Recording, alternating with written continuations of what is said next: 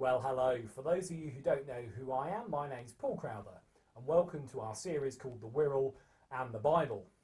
In this series, we'll be taking a look at some of the things associated with the Wirral that either have an explicit link to the Bible or that we're going to use as an illustration of something the Bible teaches. These videos are being filmed during the coronavirus outbreak in 2020. That means sometimes we'll be able to film on location, and at other times we'll have to make do with photos due to restrictions that are currently in place.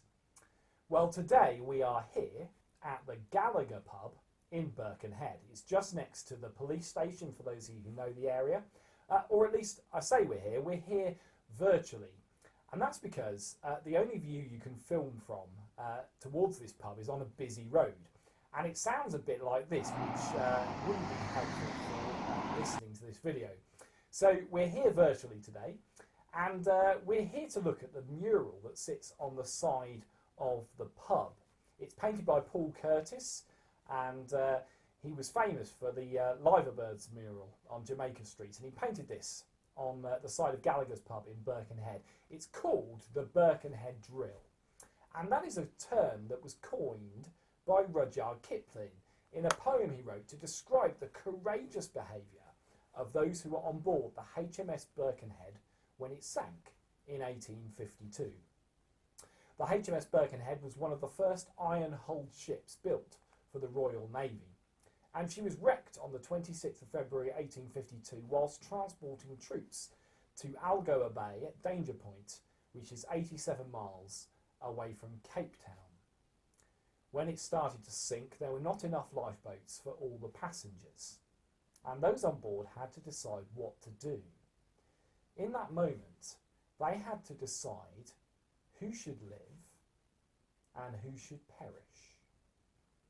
I wonder what you would have done in that situation. I wonder if you can even imagine what it must have been like to be on that ship on that day.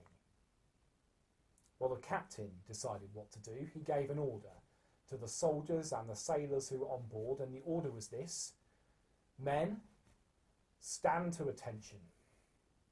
It's women and children first. And you can see that written on the mural here above me. Those soldiers famously stood firm to attention on board, allowing the women and the children to board the boat safely and escape the sinking ship. Of the 643 people who were on board, 193 only survived. And the soldiers' chivalry that day gave rise to the unofficial Women and Children First protocol when abandoning ship, whilst the Birkenhead drill of Rudyard Kipling's poem came to describe courage in the face of hopeless circumstances. In Kipling's poem, a line in it says this: "So they stood and were still to the Birkenhead drill, soldier and sailor too." Well, isn't that incredible? Women and children first used on the HMS Birkenhead, a sacrifice they made on that day to allow others to live.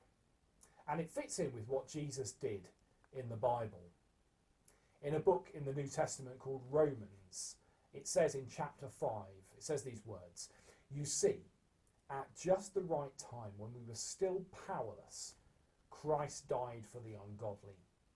Very rarely will anyone die for a righteous person, though for a good person someone might possibly dare to die. But God demonstrates his own love for us in this: while we were still sinners, Christ died for us." On the HMS Birkenhead on that day, these soldiers and sailors gave their lives for the women and children, but those women and children were most likely their own wives and their own children. Jesus, the Bible says, gave his life for those who were his enemies. While we were still sinners, those verses say, Christ died for us. While we were still doing wrong things towards God, Jesus died for our forgiveness. So when you travel past this mural of sacrifice, remember what those men did on that day, and let it remind you of what Jesus has done for you if you're a Christian.